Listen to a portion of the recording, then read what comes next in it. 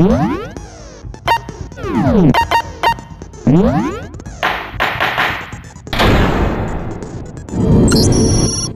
begin with a basic explanation of the class trial. So, your votes will determine the results. If you can figure out who done it, then only they will receive punishment. But if you pick the wrong one, then I'll punish everyone besides the blackened, and the one that deceived everyone else will graduate. And the killer really is one of us, right? Of course! Okay, everyone, close your eyes. And whoever did it, raise your hand. Don't be a goddamn idiot.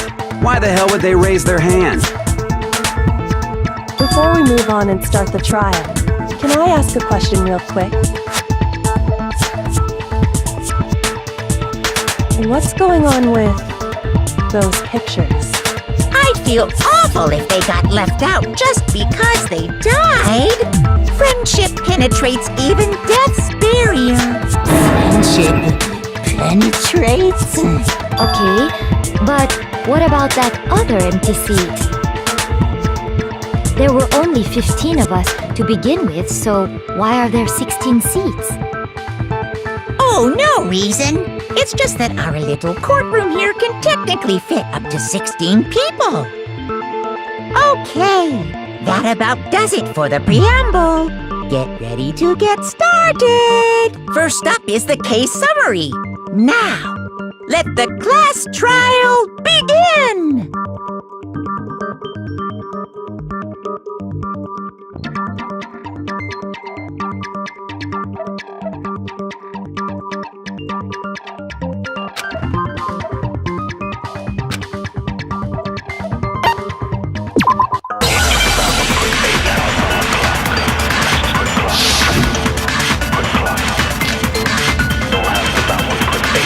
I assert that the one who was murdered was Miss Sayaka Maizono!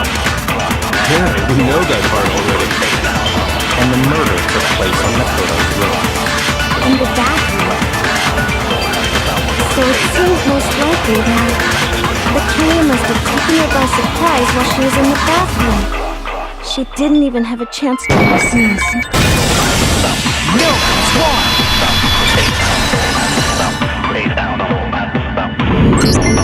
Just a second, Chihiro.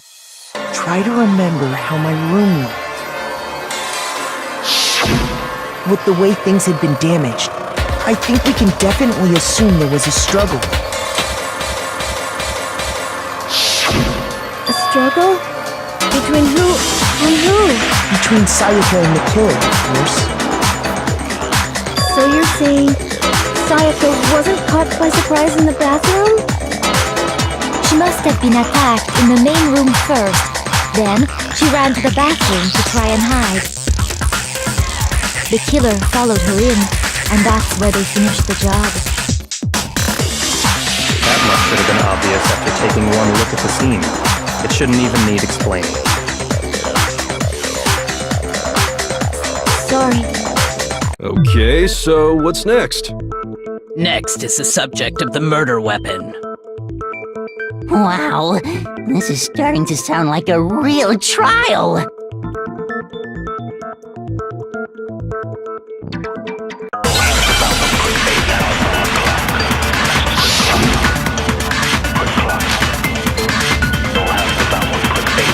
So what was used to kill her? There was some kind of sharp object thrust into her stomach. Without a doubt, that is the murder weapon. So the killer used some random knife they had on him. No, it's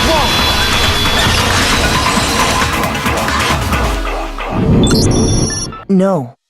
I do think it was a knife, but not just any knife. I'm almost positive it was a kitchen knife. Huh? A kitchen knife? After the murder, we discovered that one of the knives from the kitchen was missing. Which means that knife must be the murder weapon. Oh, yeah. I guess that makes sense. You could sort of see the weapon sticking out of her stomach. And if you look real close, I could totally see that being a kitchen knife. Okay, so the murder weapon was a kitchen knife, but where does that get us? I mean, we all know Makoto killed her, right? That's right. Makoto's room was the scene of the crime. What more proof do you need? Hold on a second. Let's draw our conclusions after we presented our arguments. Otherwise, what's the point of the trial? Well, we can talk all we want. It's not gonna change that conclusion. I don't think that's true at all. I'm sure if we keep at it, something new will reveal itself. You really believe that?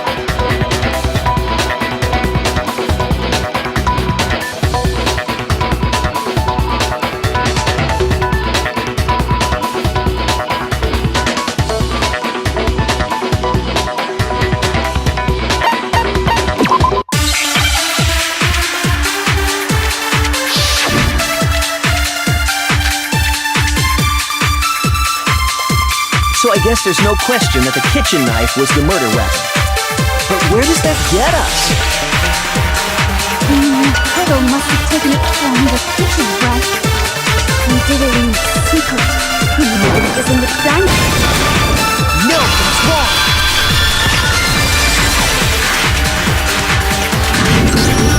Okay, wait. Hold on. I didn't take the knife from the kitchen. Next, you're gonna say you're not the killer, right? Go ahead and say it all you want. Well, what if I have a witness? What do you think, Tina? Huh? Remember what you were telling me earlier?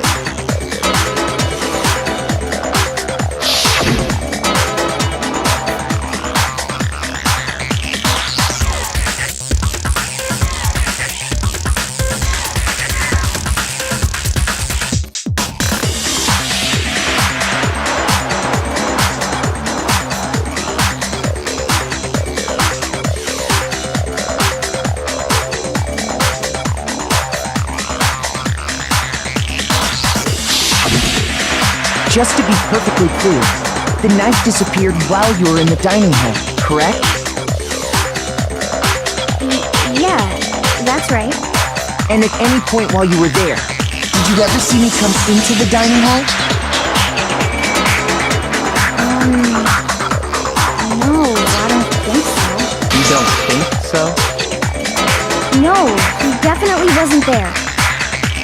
The knife disappeared while Hina was in the dining hall, but I wasn't there the entire time. In other words, there's no way I could have taken the knife. Okay, then what about this? What if the idiot swimmer girl and Makoto are in on it together, and lying to protect each other? Idiot swimmer girl? Oh, and more importantly, why would I get involved in something like that? Speaking of which, I'd like to ask the bear, if there is an accomplice, do they also become blackened? So you ask, and so I shall answer. Each murder is allowed to have an accomplice, but only the one who does the killing will get to graduate. So in other words, two people can work together, but one of them has no chance of profiting from it. Then there's no way anyone would work together, right? But what if they did work together, and they just didn't know about the rule? Good grief! Enough already! No, okay? There are no accomplices in this case! Oops! Did I say that out loud? Anyway, I didn't go to the dining hall, and I didn't take the knife. So I'm not the killer. Okay, so then, who did take the knife? Hina seems the obvious candidate. After all, she just said she was in the dining hall. No way! I swear it wasn't me! Sure, but can you or anyone else prove that? I can. That's right! Sakura was with me the entire time I was drinking my tea. I hate to have to ask, but just to be sure, Sakura's... Me. Right. But then, couldn't either one of them have grabbed the knife? Actually, no. Because, well, Just spit it out already. I stayed in Hina's room last night. I got so scared thanks to those creepy videos. I wasn't really thinking, I just asked her to stay over. Which means we have airtight alibis. You stayed over? Doesn't that violate one of the school regulations? We're not allowed to sleep anywhere but the dorms, but it doesn't say we have to stay in our assigned room. So, I don't think that's a problem. It is a problem! A boy and a girl spending the night together? It's unwholesome! But I'm a girl. You are? Oh my gosh, I'm so sorry! But if it wasn't either of you, then what other possibility is there? Actually, there is one other possibility. Right, Hina? Oh, yeah, that's true! One other person did come to the dining hall while we were there. Why didn't you say so in the first place? Well, because they're not here anymore. Sayaka. She's the one who came to the dining hall. And then later, she wound up dead.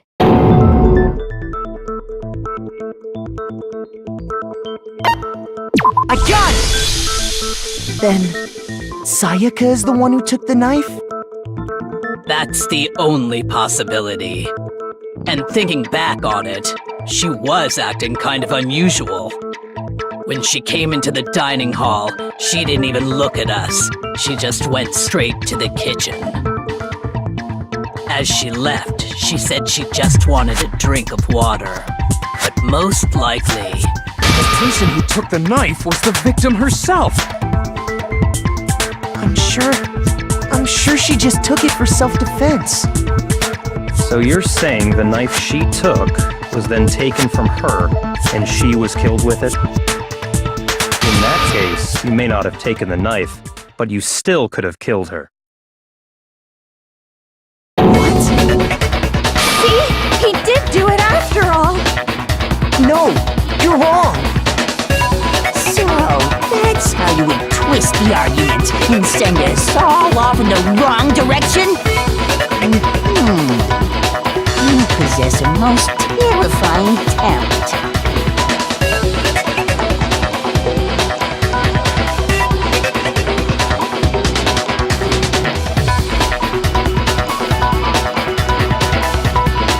Hold on. It's still too early to decide conclusively that Makoto is the killer, wouldn't you say? Because you see, if the room did belong to the killer, then they did something most bewildering. And until we unravel that little mystery, you simply can't declare that he's the killer. Bewildering? What the hell are you talking about? Something was missing from the scene of the crime that by all rights should have been there. You know what I'm talking about, don't you?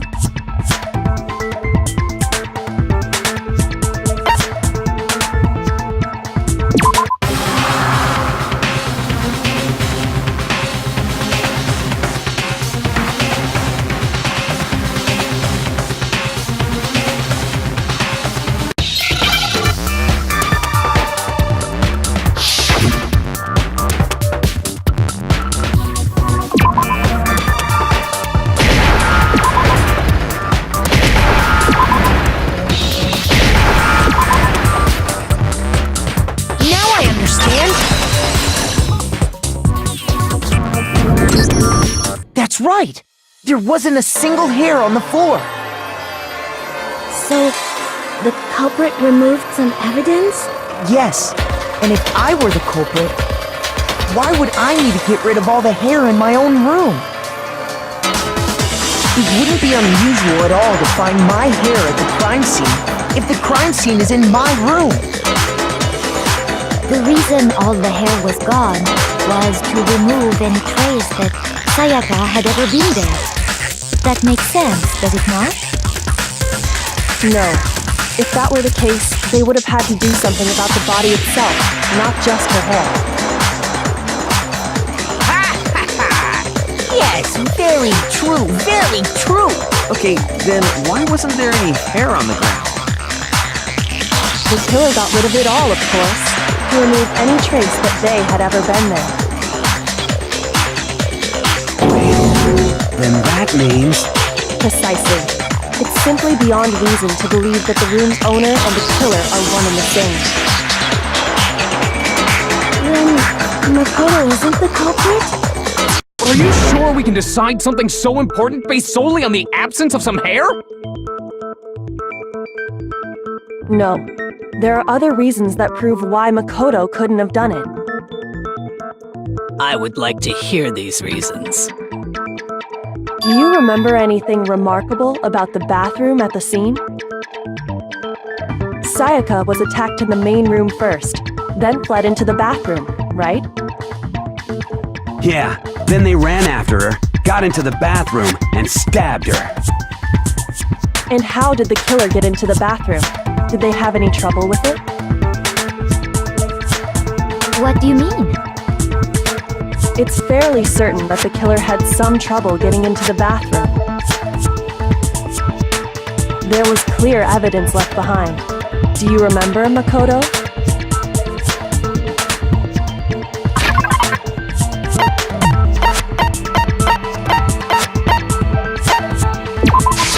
I got it! Evidence that the killer had trouble getting into the bathroom. You're talking about the doorknob, right? Huh? The doorknob? What doorknob? The doorknob for my bathroom. It was completely broken. See how the top part was unscrewed? And the doorknob's about ready to fall off? Oh yeah, true. But what does it mean? In trying to bypass the lock, they ended up nearly removing the entire doorknob. This is another most bewildering act for the room's owner. It proves Makoto is beyond suspicion. So what? You're saying he wouldn't break the door in his own room? But if the only choice you have is to break it, you break it. There's nothing bewildering about it. You still don't see? Okay then. Let's take another look at how the incident unfolded. Hopefully that will help you understand.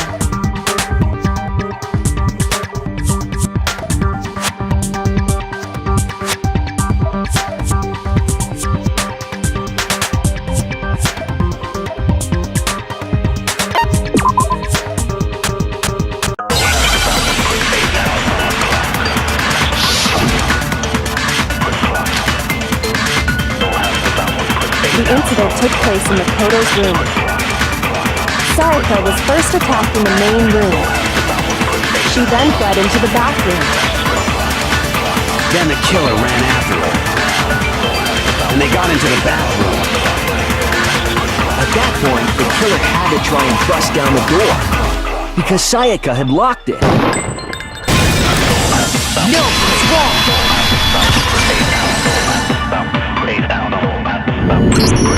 The reason my bathroom didn't open wasn't because it was locked. After all, the girls' rooms are the only ones with walk-in bathrooms, right? Yes, now that you mention it, that is true. Then why didn't your bathroom door open? Because it was stuck. Huh? What are you talking about? My bathroom door doesn't fit in the frame quite right. Monokuma over there can testify to that. Yup, true as true can be. But you know, you're supposed to be the ultimate lucky student, right? But to have such a cruddy door, that's not lucky at all. So the reason the door didn't open was just because it was stuck. But the killer didn't know that and assumed it was locked. So they tore apart the doorknob to get in. Okay, but then why would the killer even think the door was locked in the first place? Everyone should have known you can't lock any of the boys' bathrooms. the killer could easily make that mistake, thanks to one important detail about the scene of the crime.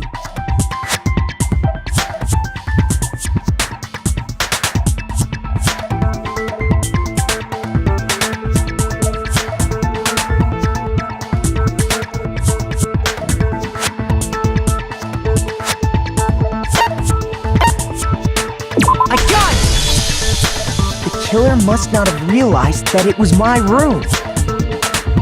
What? Are you saying the culprit didn't even know where he was? That's inconceivable! And yet, he's absolutely right. Say what? Well, to be more specific, what the killer didn't know was that Makoto and Sayaka had switched rooms. Which is what led to the misunderstanding about the bathroom. If Sayaka had been in her own room, then there would have been a lock on the door, and they would have had to break through! So they had no idea how unnecessary their actions were. ultimately, we can't know if it came open by force or simply by accident. But the killer must have been considerably confused, with no idea how they actually got the door open. Regardless, it was a pointless act. Wasting time trying to break down a door that wasn't locked is... definitely something I wouldn't do, since I would have known exactly why it wasn't opening, right? That is a definite possibility. So the killer would have to be someone who didn't know they'd switched rooms? Then Makoto couldn't have done it.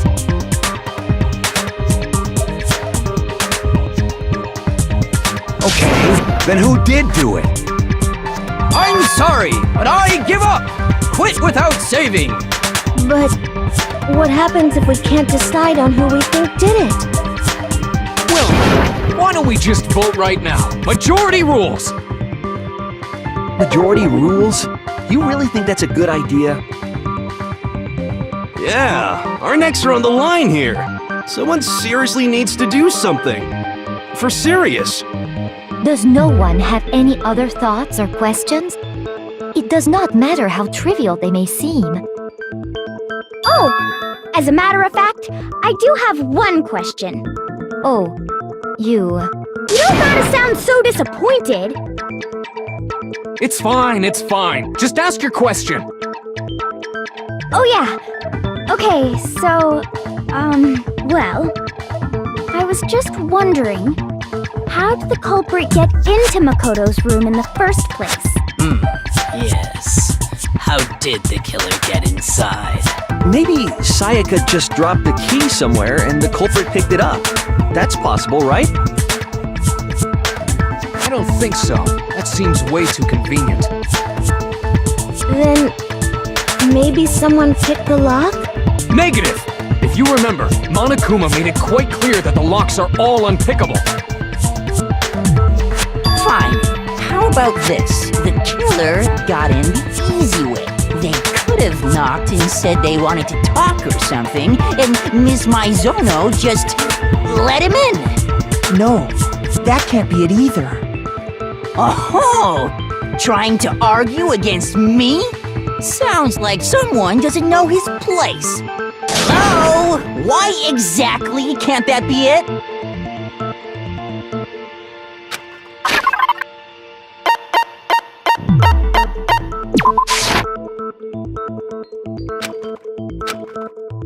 Shoot!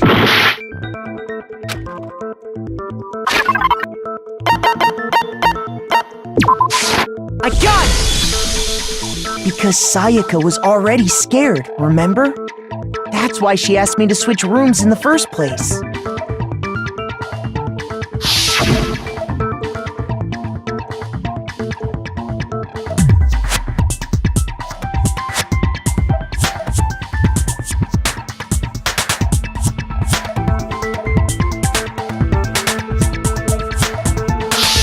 Knowing what she'd been through, I just can't believe she would have opened the door for anyone. What if her being scared was a lie? Huh? Well, What the hell is that supposed to mean? Why would she lie about something like that? I know you don't want to consider it, but look at this and tell me. Can you still deny the possibility?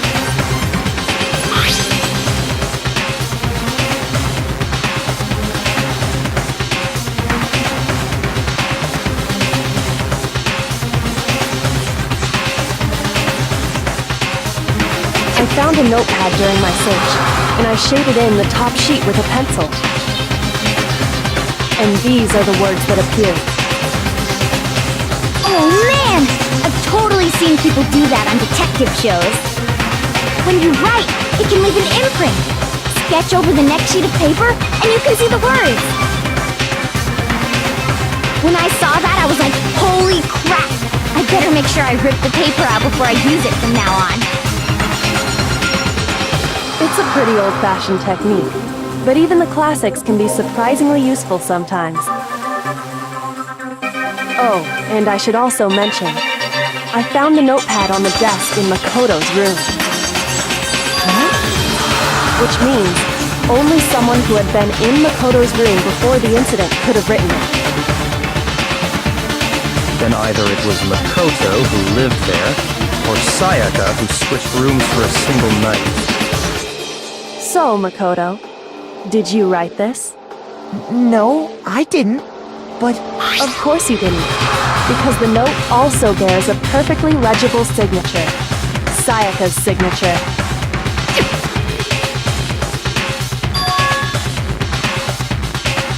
but why? Why would she write that? The note was likely her way of getting in touch with a certain someone. She must have slid it under their door to let them know she wanted to meet with them in secret. We got an invitation like that from the ultimate pop sensation. What young man could resist? Of course, I'm only into 2D, so it wouldn't have any effect on me. But can we be sure anyone even got this note? And honestly, even if they did, I do not think they are at all involved in what happened. Huh? What makes you say that? Would you like to hear what I have to say? Very well then, pay attention.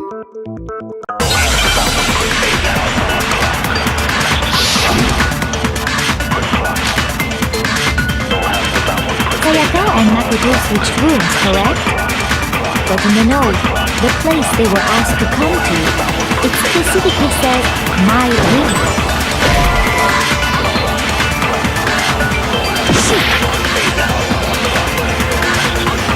Sayaka and Makoto switched rooms, correct? But in the note, it specifically says, I see.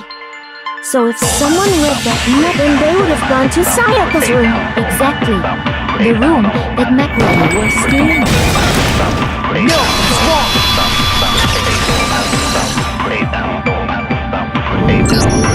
The nameplates on Mai and Sayaka's rooms got switched.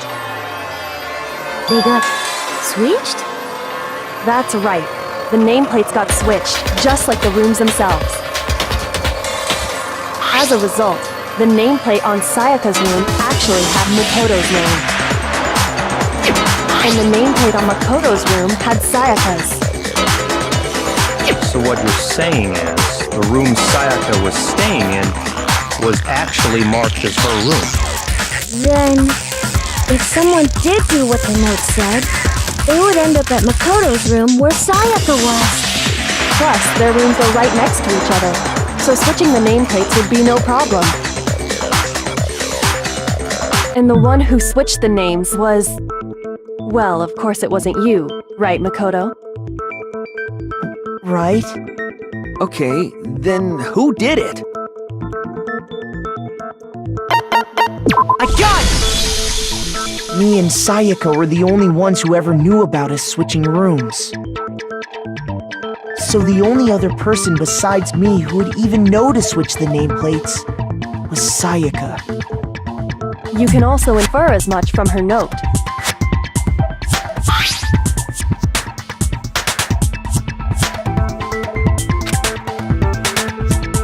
She specifically tells the reader to check the nameplate. She would only have written that if she knew the nameplates had been switched. But why would she switch them in the first place? She wanted someone to come to the room she was in, and also hide the fact that it was Makoto's room. What? Inviting someone to your room, but not telling them you'd switched rooms. Why would anyone do that? To understand that, we first need to understand what happened after she invited the person into the room. That's where the answer lies. What happened then was probably whoever she invited over came in and attacked her. We figured it out! We know who did it! Whoever she invited over is the culprit! But we still don't know who it is, you goddamn idiot! Sayaka fought with her killer there in the room, yes? Perhaps the answer to our previous question lies in that initial struggle. Yes, I think you're right. Then... we just have to figure out what happened during the fight, right? That reminds me. There was a replica sword at the murder scene. Was that perhaps used during the fight? Oh yeah. What's the deal with that sword? Sayaka suggested I should hold on to it. I thought it might come in handy if I had to defend myself. It seems pretty likely that the killer used it to break Sayaka's right wrist. How the hell could you possibly know that's what broke her wrist?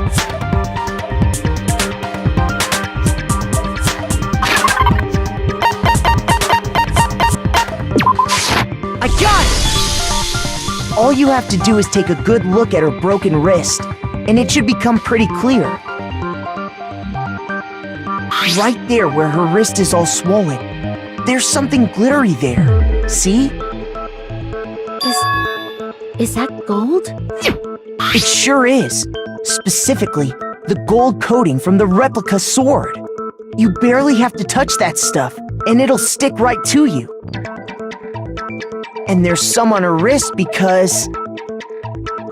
I got it! Because she got hit with the sword! Right there on her wrist! I see. And so the truth draws ever closer. Alright, then it's about time to solve this mystery.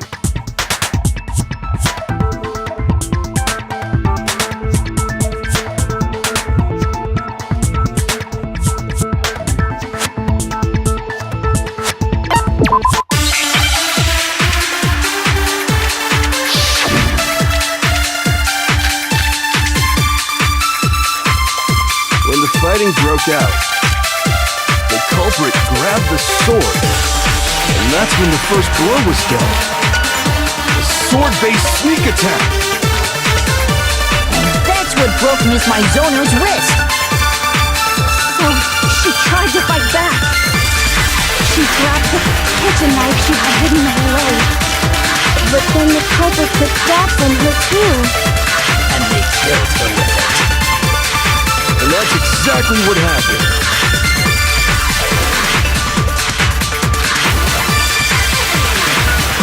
When the fighting broke out, the culprit grabbed the sword, and that's when the first blow was dealt. A sword-based sneak attack.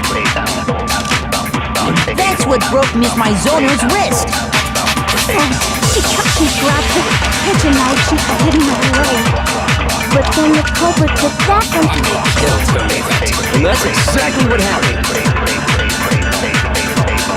When the fighting broke out, the culprit, and that's when the first sword-based sneak attack. That's what broke Miss Mizono's wrist. So, she tried to fight back. She grabbed it, but then the culprit... And that's exactly what happened. When the fighting grabbed the culprit, and that's when the sword-based sneak attack. No, it's wrong!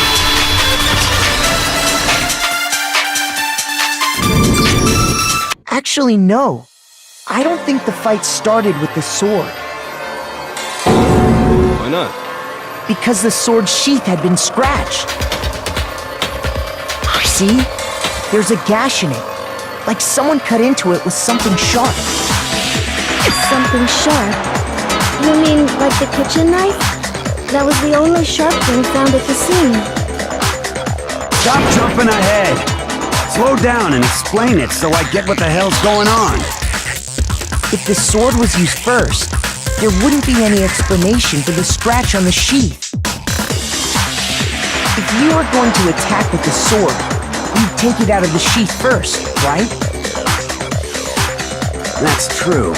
With the sheath on, it'd be heavy and bulky and useless as shit. Okay, so how did the sheath get damaged? If they got attacked with the kitchen knife, maybe they grabbed the sword as a defensive impulse. In that situation, there wouldn't be any time to actually unsheath the sword. So you're saying the sword was initially used to defend against an attack from the knife? Which means whoever had the kitchen knife was the one who attacked first. I think I get it! So here's how it all played out. The culprit came in, found the kitchen knife hidden there somewhere. Then they took the knife and attacked Sayaka before she knew what was happening. So she grabbed the sword to defend herself, but then the culprit took that from her too. Then, after they broke her wrist with the sword, they took the knife and finished it. Sorry, but I don't think Sayaka used the sword to defend herself. What? How the hell can you not think that? Because she never held the sword at all. There's a certain part of her body that makes this clear.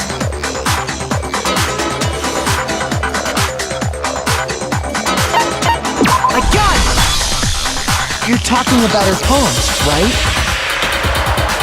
The palms of her hands were perfectly clean, so I don't think she ever picked up the sword.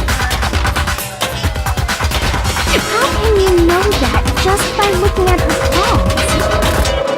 Like I said before, the gold coating on that sword comes right off. All you have to do is touch it. In fact, if you look, you'll notice that a lot of the gold has already come off the handle. It's safe to assume that's because whoever used the sword got some of it on their hands. There's really no way she could have picked it up and come away completely clean. Maybe she washed her hands after she escaped into the bathroom.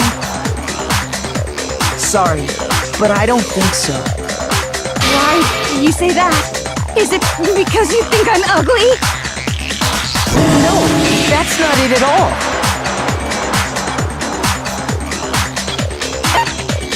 I got it! According to the Monokuma file, Sayaka's time of death was around 1:30 a.m. In other words, at nighttime. And the water in the bathroom shuts off at nighttime, right? Oh, I didn't know that. Actually, I haven't taken a shower. You're no different. You smell like a big fat ugly donkey. I'm not sure whether to take that as an insult or a compliment. Insult, obviously. So anyway, if Sayaka never touched the sword, then that means the killer is the only one who used the sword. But hold on. That's right.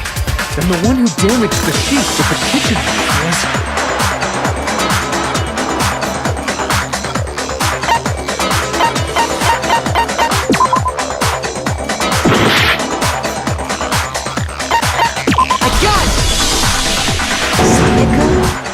She had the kitchen knife? But we already said that the attack started with... The person with the knife attacked first, and the sword was used as an impromptu defense. Then the one who attacked first was... Sayaka? Now do you understand? She wasn't a blameless victim in this. No, far from it. It's almost as if she'd been planning to commit a murder of her own. She took the knife from the kitchen, then invited the culprit to the room she was staying in. And And if it's true that she had the kitchen knife and attacked without provocation, Indeed. These are all the actions of an assailant. Which brings up another point. Makoto, Sayaka was the one who suggested you two switch rooms, correct? Maybe the reason she wanted to switch rooms was so that she could pin the crime on you. That is a possibility, is it not? Sayaka wanted to... on me? That would also explain why she would switch the nameplates. She wanted to get whoever she had targeted to come to Makoto's room where she was staying. And by committing the murder there, instead of her room, that would implicate Makoto.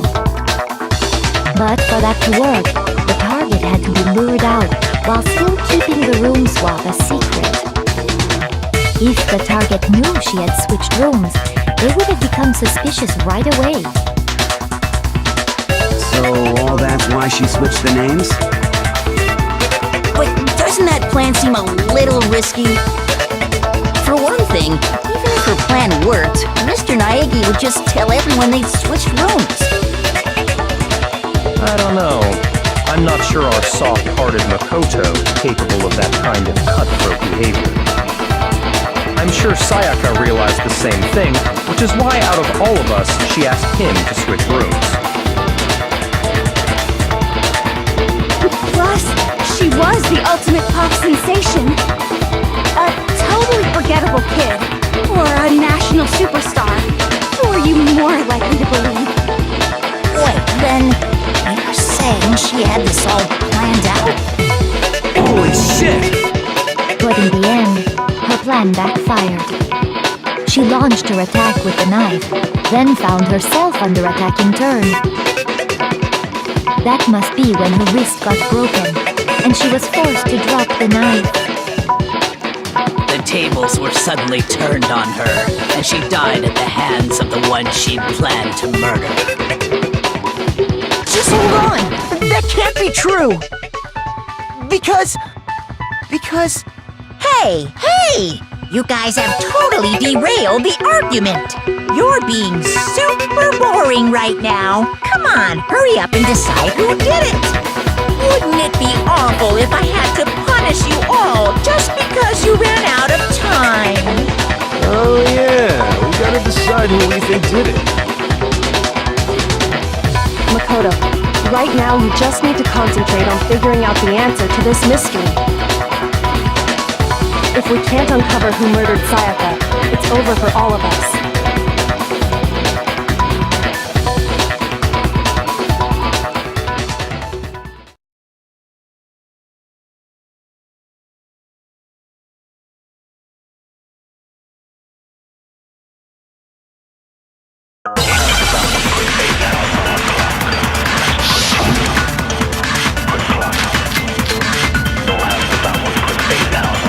It's easy just to say, hey, decide who did it.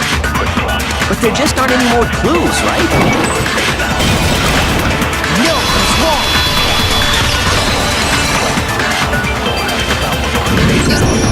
There still might be one clue left. Sayaka's dying message. Dining? Wait, what did you say? The dying message. She wrote something on the wall behind her, remember? 11037. Written in her own blood. There must be a clue about the killer hidden in there. Well, before we get too far into that, I need to ask, can we really be sure that Sayaka is the one who wrote it?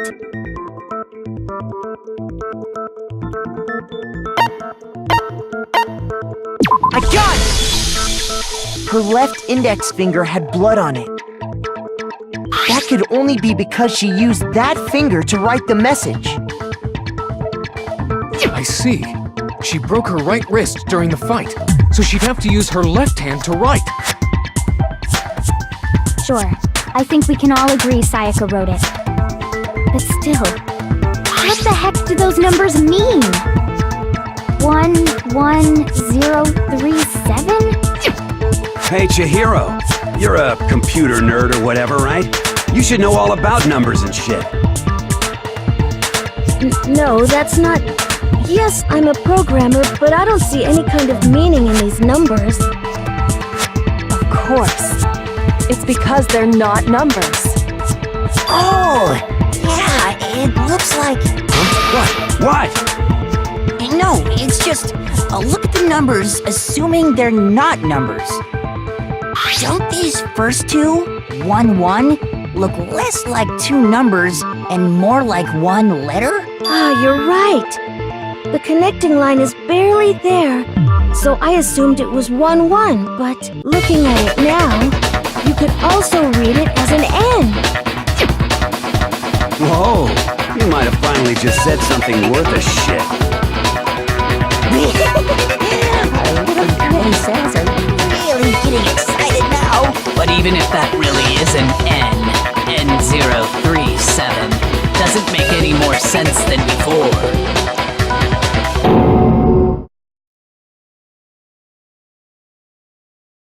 Rotate the image 180 degrees.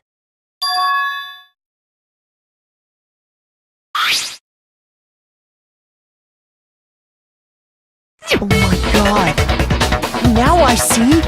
She wrote down the killer's name. Huh? You just shot past the clue card and right onto who did it. So, whose name did she write?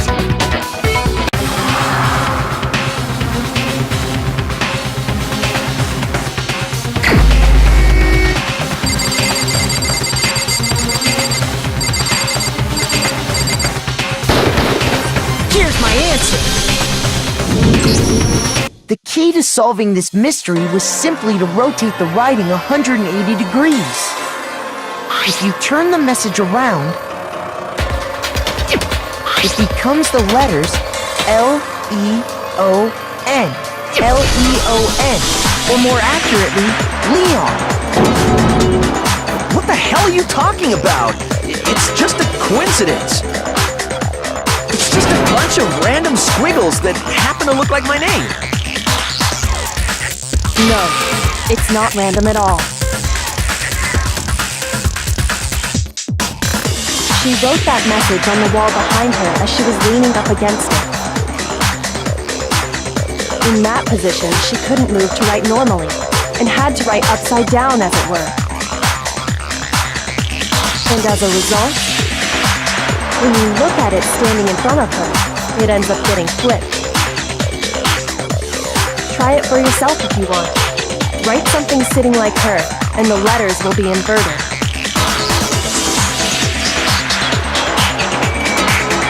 That sounds like one hell of a stretch to me.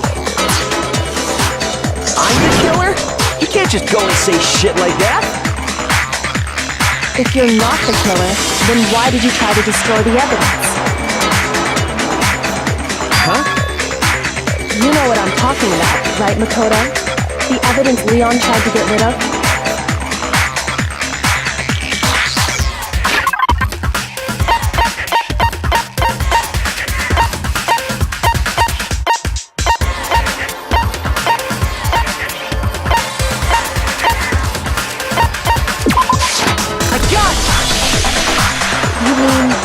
Burnt shirt piece I found laying on the ground by the incinerator, right? As the killer stabbed Sayaka, they must have gotten some of her blood on them. And to dispose of the shirt covered in the victim's blood, they threw it into the incinerator. But one piece burned off and got left behind. And the killer didn't notice. If they had, they most certainly would have panicked. Isn't that right, Leon? But is one scrap of fabric enough to conclude that Leon is guilty? Yeah, I mean, Leon's not the only one wearing a white button-up. That's right! There are plenty of other people here with shirts like mine. With just that one little charred piece, there's no way you can say for sure who it belongs to. You're right. That alone isn't enough. But there are some other points that may reveal the truth. Are you finally starting to understand? The answers to all the riddles are right here. Yeah, think so.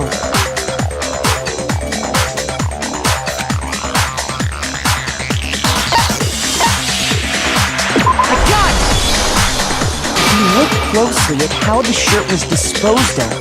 We should be able to figure out who the killer is. Oh yeah, that's a good point. I think I know what you're gonna say.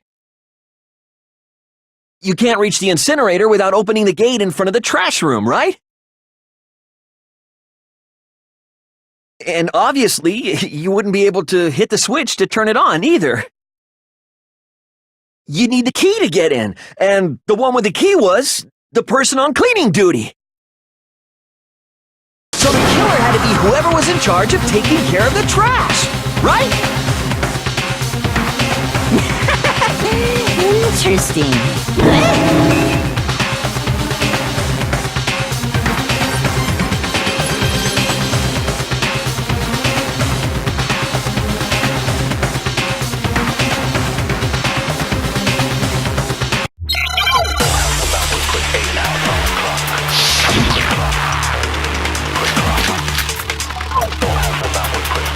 The key to the trash room, whoever was on cleaning duty must have had it, right? So the only one who could get to the incinerator was the person in charge of the trash? And you'd have to get close to the incinerator. No, it's wrong.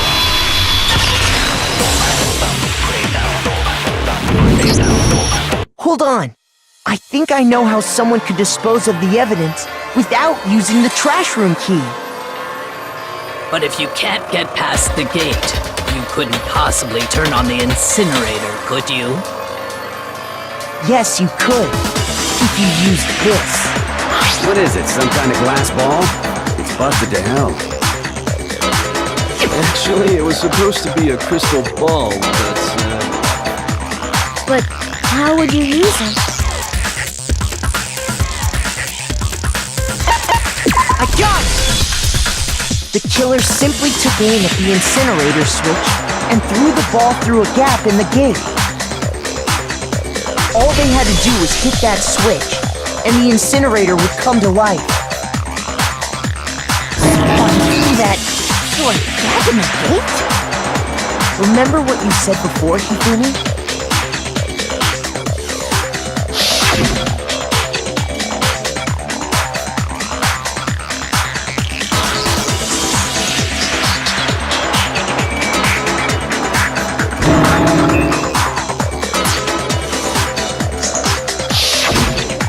Hifumi had the key, so the only way the incinerator could have been turned on without his knowledge was because the killer was able to hit the switch without opening the gate. Once they got the incinerator going, all they had to do was ball up the shirt and toss it in. Hey, come on! What the hell is this? All you have to do is look at the scene to know that the killer never actually went inside the trash room. The shards of broken glass, the incinerator left running, the piece of shirt that escaped the fire. If the killer had been on cleaning duty, the evidence would have been taken care of much more thoroughly. Wait, no, just hold on. But the distance from the gate to the incinerator has to be at least 30 feet, right? The pinpoint accuracy would need to throw a glass ball that far and hit something that small. Could someone really do that? That's right! There's no way! It'd be impossible! Difficult, absolutely. Impossible? I don't think so. Because the killer is... I got it! Because the killer is the ultimate baseball star. Isn't that right, Leon? Do you have any idea how stupid you sound right now? A target 30 feet away would surely be little challenge for the ultimate baseball star. You can't be serious! I'm not the killer! These goddamn shipper brains have got it all wrong, I'm telling you! You still still won't admit it? Okay then. Makoto, go ahead and review the incident one more time to make his crime perfectly clear. And with that, we can end this. Listen to me! What the hell do you mean, end this? Say what you want, Leon, but all the questions have been answered, and the truth has been revealed. Now here's what happened.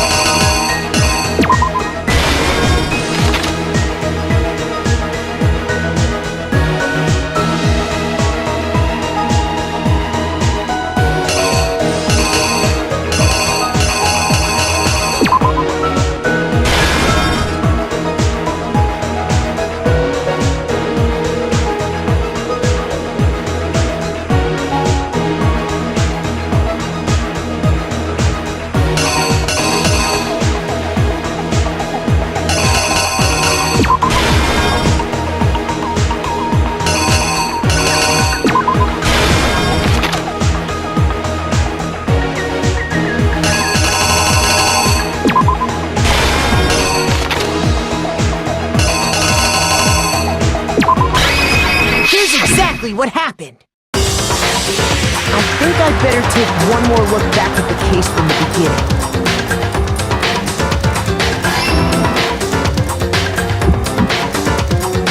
Last night, the killer went to the room Sayaka was in. In other words, my room. From what we can tell, Sayaka invited that person there intending to kill them. She attacked them with the knife she'd taken from the kitchen earlier.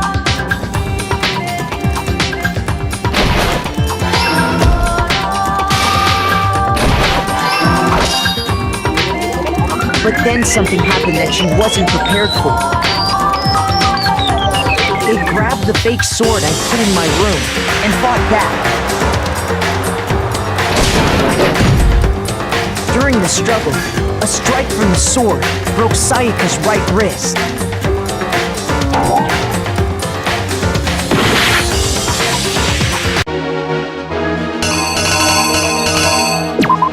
Here's exactly what happened.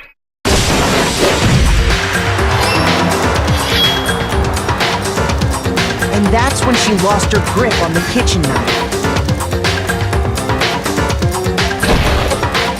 Finding herself cornered, Sayaka panicked and ran into the bathroom.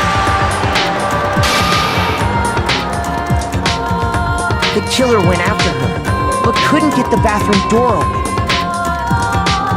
What they didn't know was that my bathroom door got stuck easily, and there was a trick to opening it. Sayaka knew about that because I told her, but of course the killer had no way of knowing.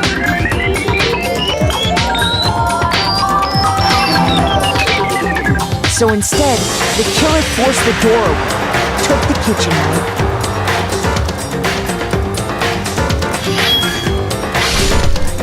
and stabbed Sayaka.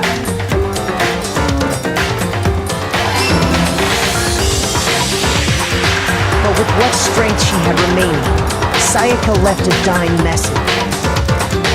To keep the killer from noticing, she wrote it on the wall behind her.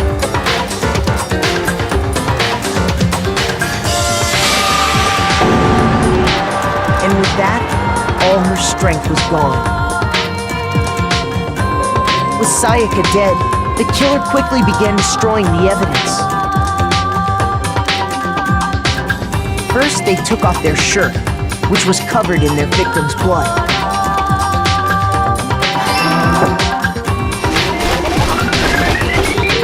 Then they took the lint roller in my room and cleaned up the entire area. They wanted to make sure they got rid of any trace they'd ever been there.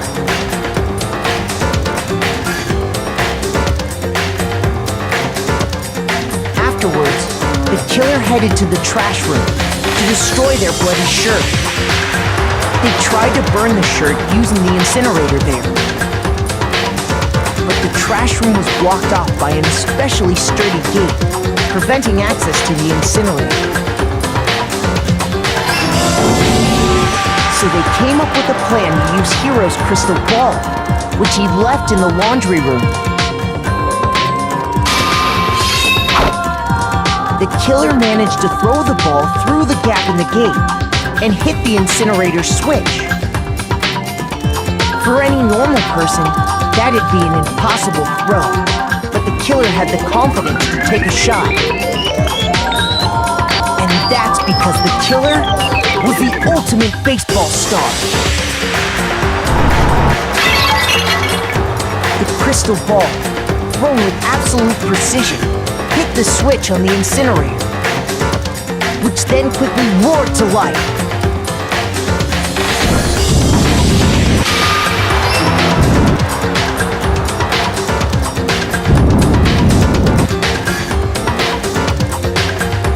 Having destroyed the final piece of evidence, they left the area with, I imagine, a sigh of relief. But there was one thing they missed.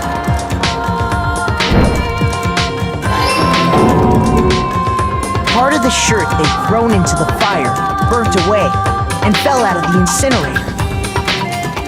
The killer didn't notice this, and so left behind a piece of indisputable evidence.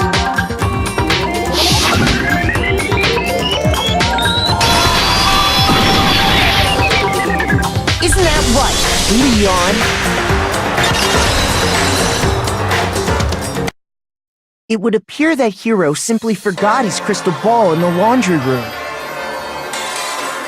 You went there to try and wash the blood out of your shirt, and that's where you saw it, right? Seeing the ball, you thought of a way to take care of everything. So, Leon, do you object to anything that's been said? Do I object?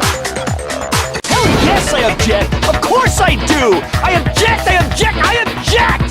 I mean, all of this is just a bunch of stupid theories! You need evidence! Where's the evidence? Without evidence, it's all bullshit! It's bullshit and I refuse to acknowledge it! Well then, I guess this is as good a time as any to present the evidence that proves you did it. Makoto, I believe you're in possession of that evidence.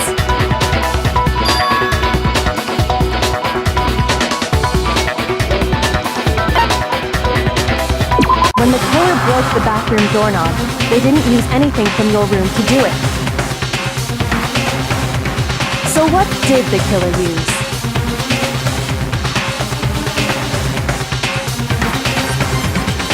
I refuse to acknowledge you! You're stupid! Stupid, stupid, stupid! Stupid, stupid, stupid, stupid, stupid, stupid, stupid!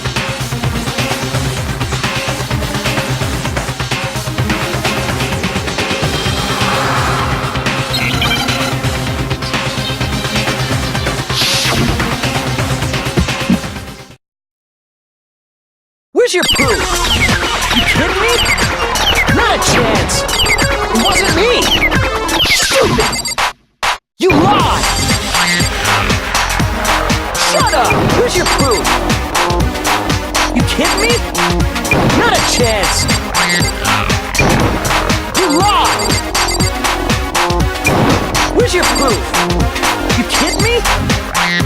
chance! It wasn't me!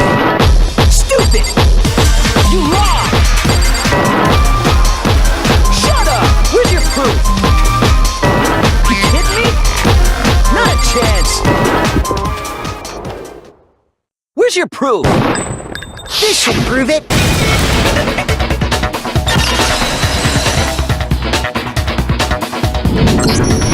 The screws on the bathroom doorknob were removed. I wonder what kind of tool the killer used to remove them. I mean, it had to be a screwdriver, right? Oh yeah, I'm pretty sure the toolkits we got each had one inside. That must be what he used. There aren't any other tools anywhere. But the toolkit in my room had clearly never been used. That's because the culprit didn't know it was your room. They thought they were in Sayaka's room. Only the boys got toolkits, so the killer naturally assumed there wouldn't be one in there. Okay, then whose toolkit did the killer use? Stupid, stupid, stupid!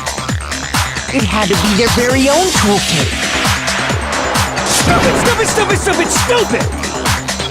Leon, would you mind showing us your toolkit? If I'm right about this, then the screwdriver will show some evidence of being used. Stupid, stupid, stupid! Huh? And if you say you used it for something else, you'll have to explain exactly when, where, and why. And let me say this right now. I lost it isn't an excuse at this point. Stupid. Stupid.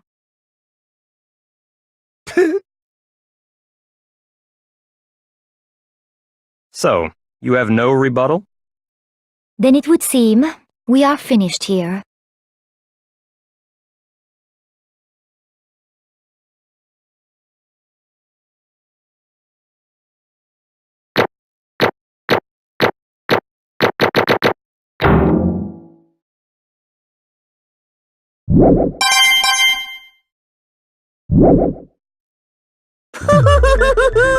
Looks like you've reached your verdict. Then are we ready to cast our votes? You all have a lever in front of you. Use it to make your selection. Oh, just to remind you all, make triple sure you vote for someone. You wouldn't want to be punished for something so minor, right? Okay, then let's get excited! Who will be chosen as the blackened? Will you make the right choice or the dreadfully wrong one? What's it gonna be? What's it gonna be?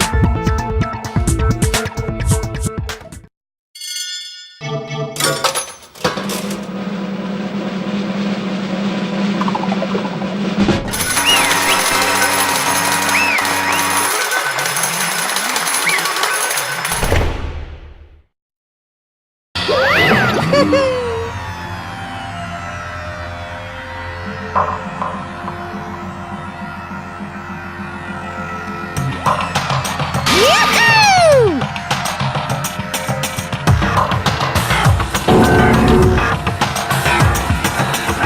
Huh? Hey, hold on.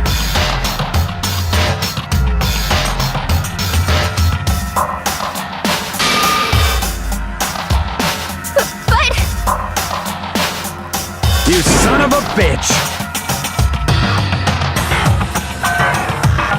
I didn't have a choice. So, that's why... None of you are any different!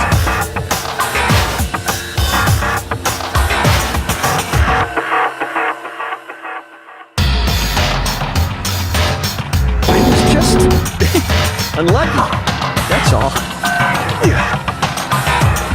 Hey, come on!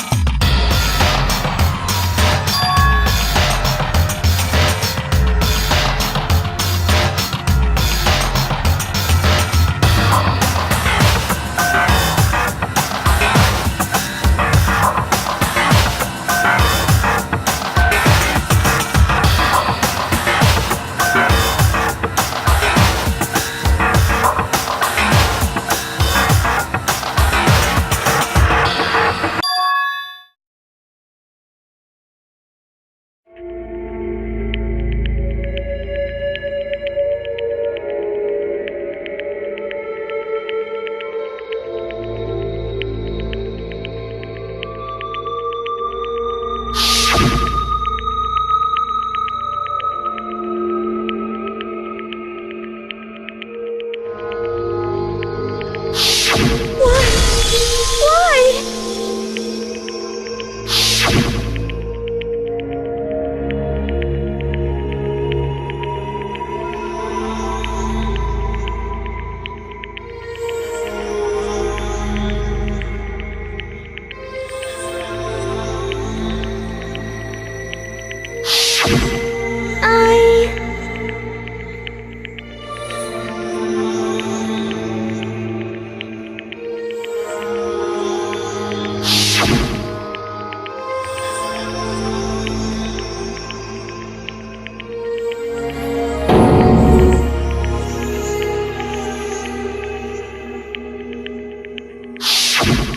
No matter what happens, please always be there for me. I need you on my side.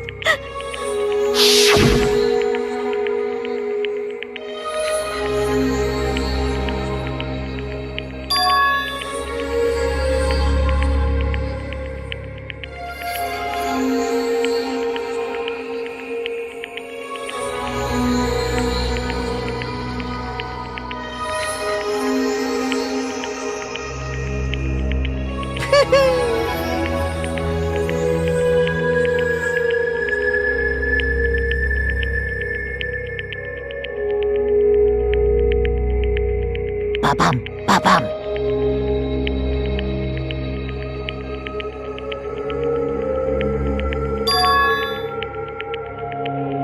Phew!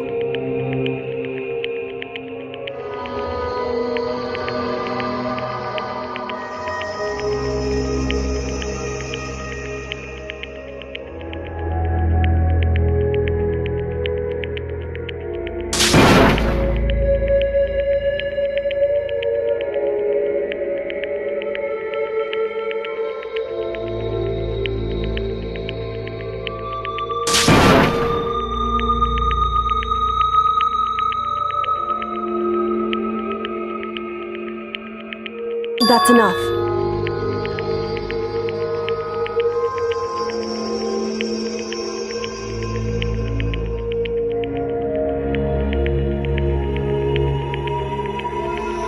Calm down.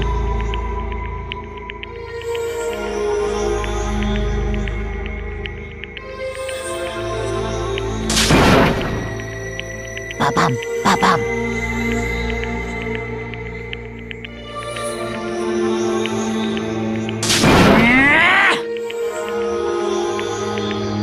Yes, indeed.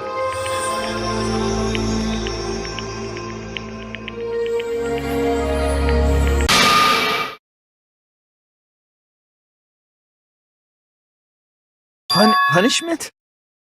You mean execution? Wait a second!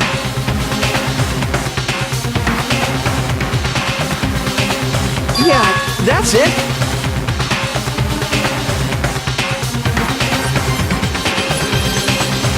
Is that okay?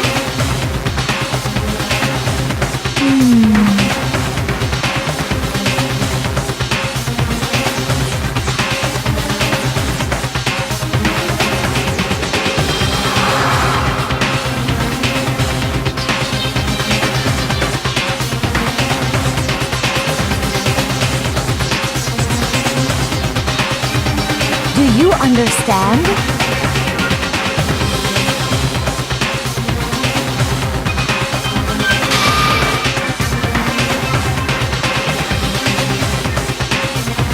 So, that's why...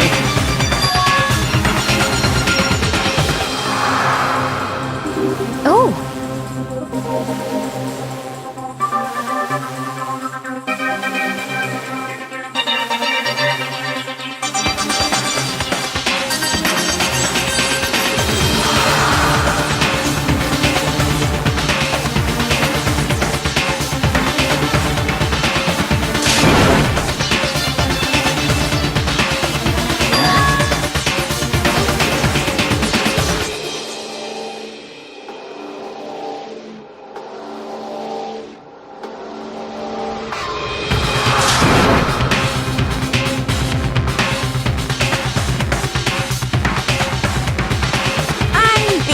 Unbelievable. Hey,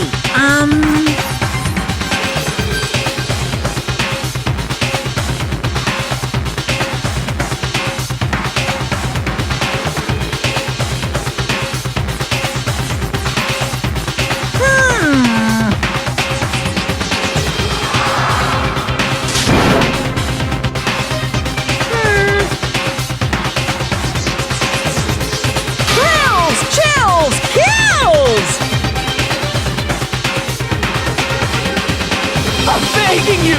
Please, don't do this! Hey, come on now.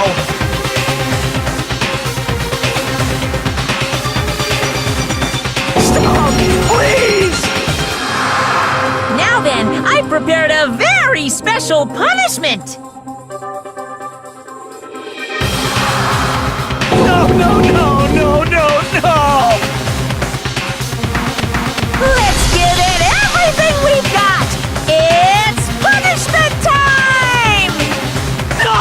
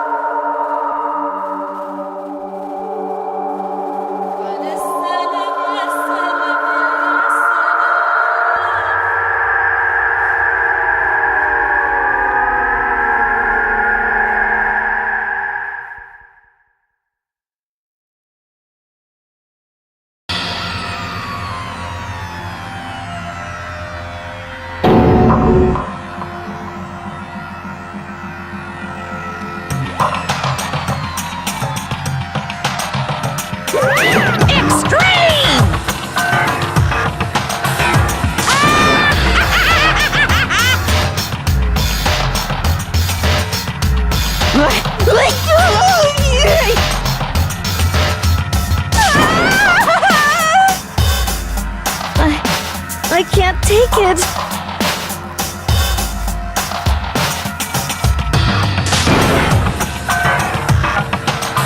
Well?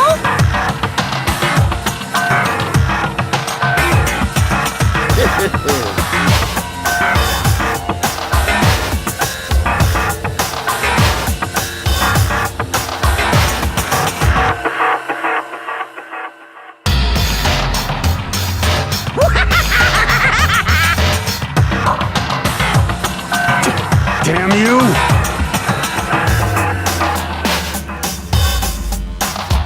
What the heck?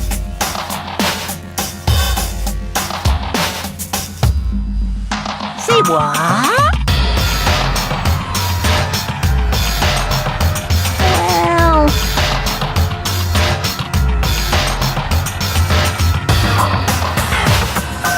Hey,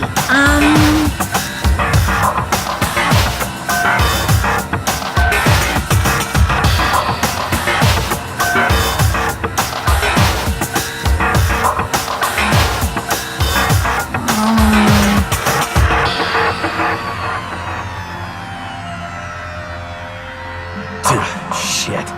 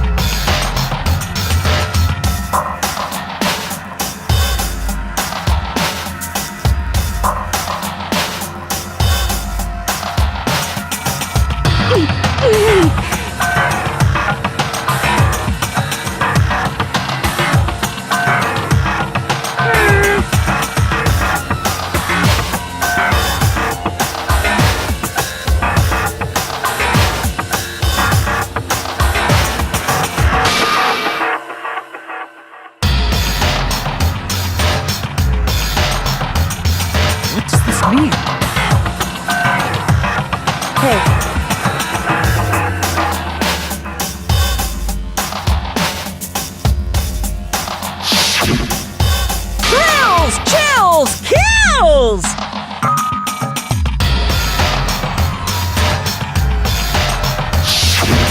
Hey,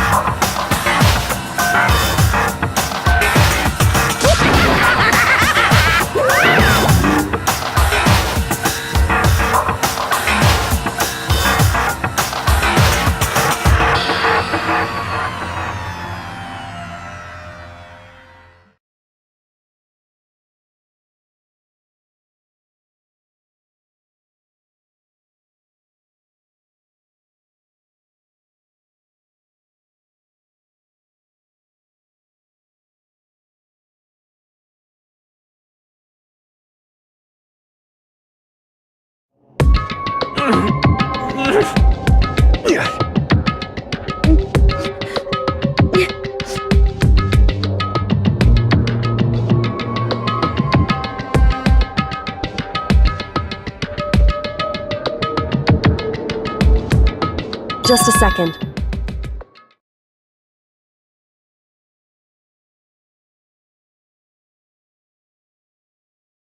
Makoto.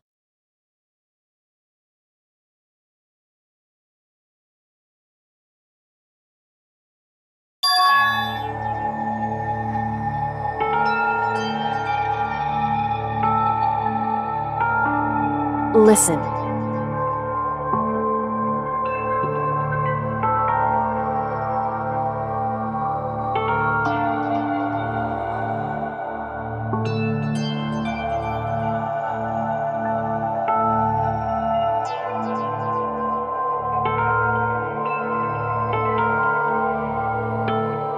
It's true.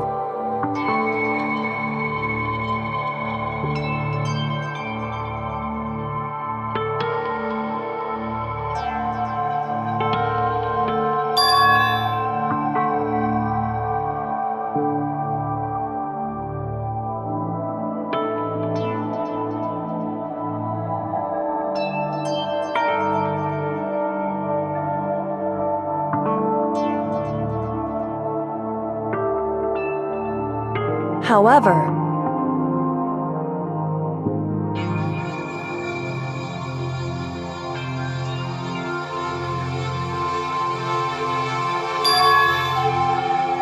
so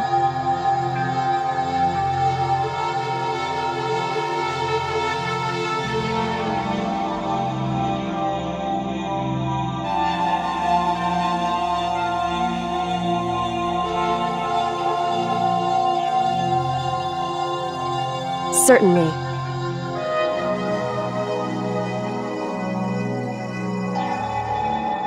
Anyway,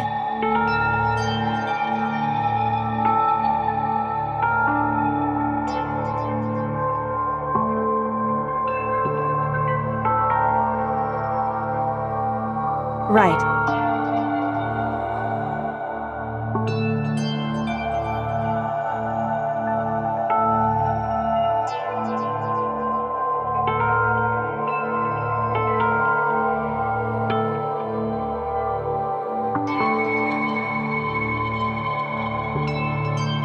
Correct.